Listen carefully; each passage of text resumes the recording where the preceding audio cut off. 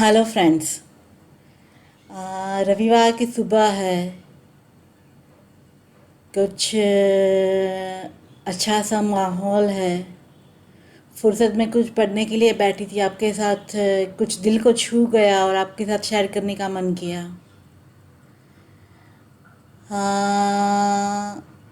अखबार की एक सप्लीमेंट में आया हुआ ये किस्सा है कि आप कभी भी भगवान से अगर जुड़ना चाहे तो प्रार्थना एक माध्यम है जिसके द्वारा आप भगवान से जुड़ सकते हैं। प्रार्थना में आप क्या कहेंगे भगवान से? प्रार्थना में आप कहेंगे भगवान से कि मुझे दूसरों को माफ़ करने की शक्ति दीजिए। दूसरों को माफ़ करना वाकई में बहुत ही मुश्किल है, लेकिन भगवान से जुड़ने के लिए ज़रूरी है कि आप दूसरों को माफ़ करते।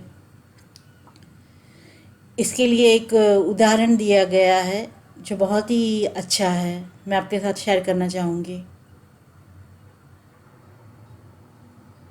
उदाहरण में है राजा भोज में जो उनकी सभा में मुकुटमणि थे।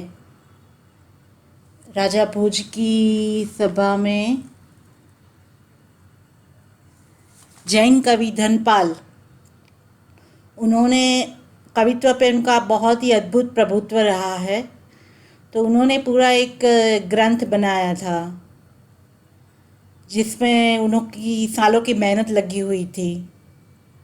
और ये ग्रंथ में उन्होंने जैन धर्म के प्रथम तीर्थंकर श्री आदिश्वर भगवान के बारे में लिखा था और चक्रवर्ती राजा श्री भरत के बारे में लिखा था और अयोध्या नगरी के बारे में लिखा था।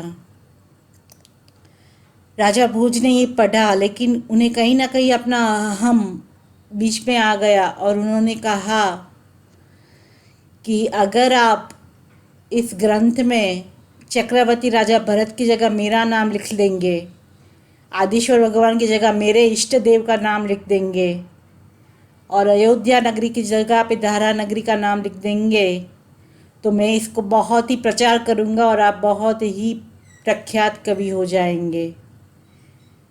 लेकिन कवि को ये कुछ जचा नहीं। उनको लगा ये तुलना बहुत ही मामूली सी है, बहुत ही दिखती है कि ये तुलना कभी हो ही नहीं सकती है। कहाँ राजा और चक्रवर्ती और कहाँ आप, कहाँ आपके इष्ट देव और कहाँ आदिश्वर भगवान की प्रभा, कहाँ अयोध्या नगरी और कहाँ आपकी धारा नगरी।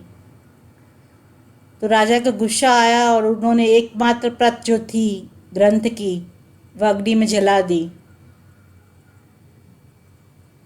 सालों की मेहनत लगी हुई थी कवि की। वो घर पे आए, उनकी बेटी तिलक मंजरी, उन्होंने कहा पापा आप बिल्कुल, पिताजी आप बिल्कुल चिंता मत कीजिए, मैं हर रोज़ आपका ये ग्रंथ की एक पन्ना आप जो लिखते थे वो पढ़ती थी जब मैं आपके रूम में साफ सफाई करने आती थी। तो मुझे पूरा ग्रंथ कंठस्थ है। आप कलम लीजिए और मैं लिखवाना आपको शुरू करती हूँ, आप पूरा ही ग्रंथ लिख सकते हैं।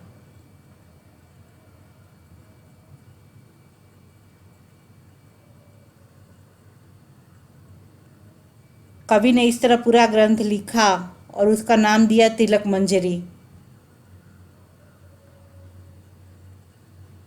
वो माफ़ करना चाहते थे राजा भोज को, इसलिए उन्होंने उनके नगर में से कहीं और प्रस्थान कर लिया। उनको दिल से माफ़ किया, पर क्योंकि उनके ऐसे स्वभाव के कारण वो उनके साथ रहना नहीं चाहते थे, उन्होंने अपना नगर बदल दिया। तो माफ़ करने के लिए तीन चीज़ें होती है। एक तो छोटी छोटी गलतियों को नज़रअंदाज कीजिए।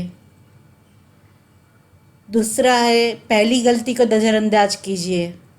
और तीसरा है बड़ी गलती जिसका कोई उपाय नहीं है उसको माफ़ कर दीजिए। क्योंकि गलती के लिए जो गुस्सा आता है, अगर आप सच्चे हैं तो गुस्सा करने का कोई कारण ही नहीं है, और अगर आप गलत हैं तो आपको गुस्सा करने का अधिकार नहीं है।